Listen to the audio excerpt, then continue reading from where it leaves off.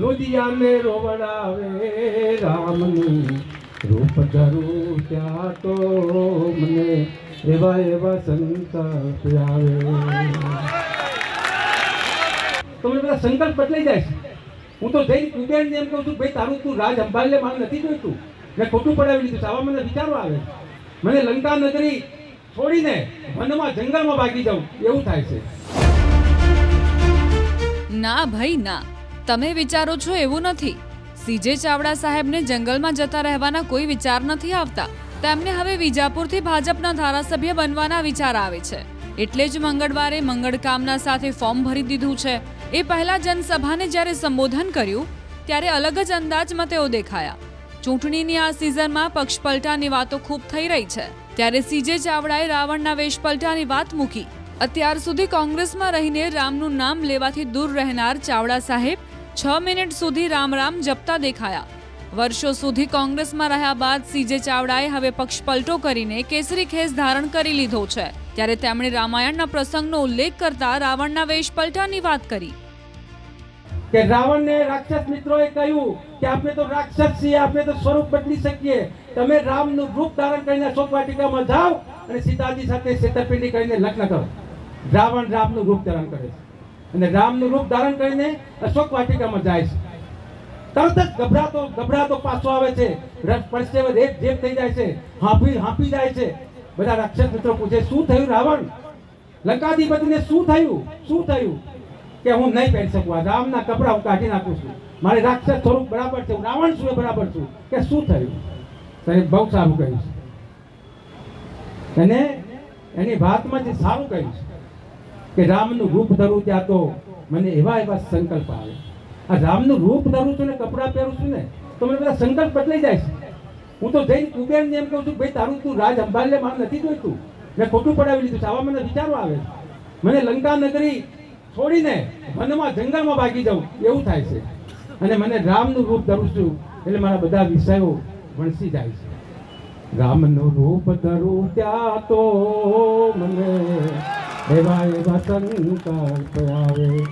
એવા સંકલ્પ આવે મારા રુદિયાને રોવડાવે રામનું રૂપ ધરું ત્યાં તો મને એવા સંકલ્પ આવે. જય કુબેરને એમ સમજાવું, તારું રૂપ તારું રાજ તું સંભાળે. લંકા નગરી હે રૂપ ધરીને મને વનનો માર્ગ બતાવે. રામનું રૂપ ધરું ત્યાં તો મને એવા સંકલ્પ આવે. રામનું રૂપ ધર્યું ખાલી અને કપડાં પહેર્યા તો રાવણ જેવા રાવણનું આખું હૃદય પરિવર્તન થયું અને રામ રામ કરતો થઈ ગયો. પણ કોંગ્રેસ વાળાનું હૃદય પરિવર્તન ના થયું.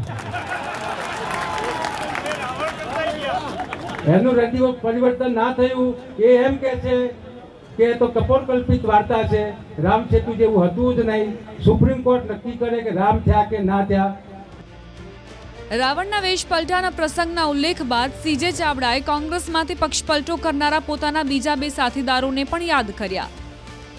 આ બધી વાતો કરનારા લોકોથી અમે નરેશભાઈ હોય કે સીજે ચાવડા હોય કે હજારો કાર્યકરો આગેવાનો કે આપણો પ્રવક્તા જેને 24 કલાક સુધી કોંગ્રેસ કરતો તો વ્યક્તિ જયરાજસિંહ પરમાર કોંગ્રેસ છોડીને ભારતીય જનતા પક્ષમાં જોડાયા.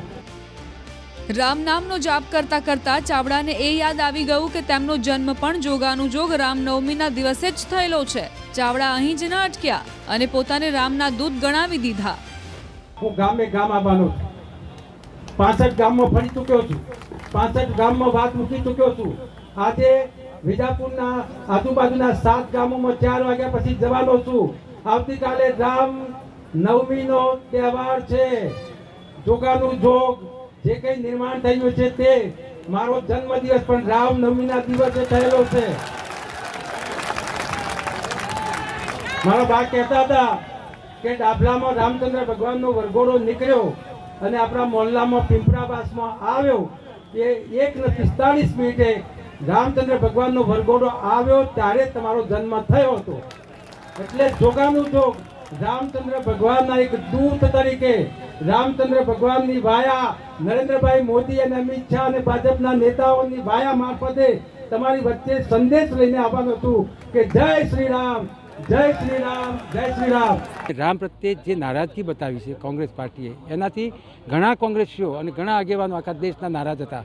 પરંતુ એક સમય એવો આવ્યો કે રામ મંદિરનું જ્યારે નિર્માણ થતું હોય અને આખી ભારતની પ્રજા રામમય બની હોય, ત્યારે એમને આમંત્રણ પણ મળ્યું હોય, ત્યારે એમને રામ મંદિરે જવાની જરૂર હતી. એના બદલે એમને ના પાડી કે અમે હાજરી નહીં આપીએ.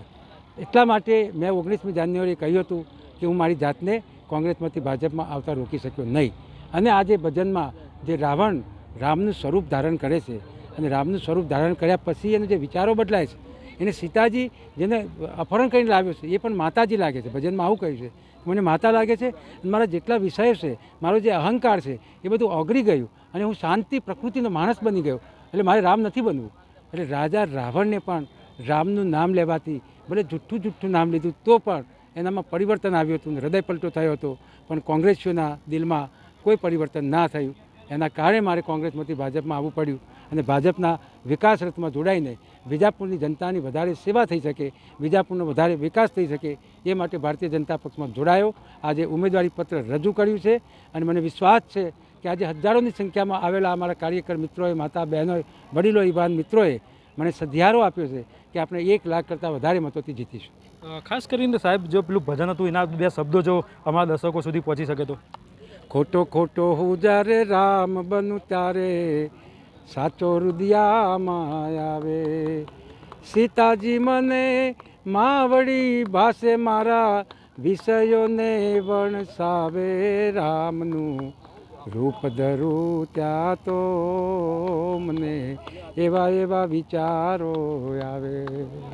ખાસ કરીને આ હતા સીજે ચાવડા કે જેમને હાલમાં અલગ જે અંદાજ હોય છે તે જોવા મળી રહ્યો છે. ખાસ કરીને ભજન ગાઈ અને જે પ્રચાર કરી રહ્યા છે, તો બીજી બાજુ કોંગ્રેસને પણ આડા હાથે લઈ રહ્યા છે. કેતન પટેલ, ન્યૂઝ 18 ગુજરાતી, મહેસાણા.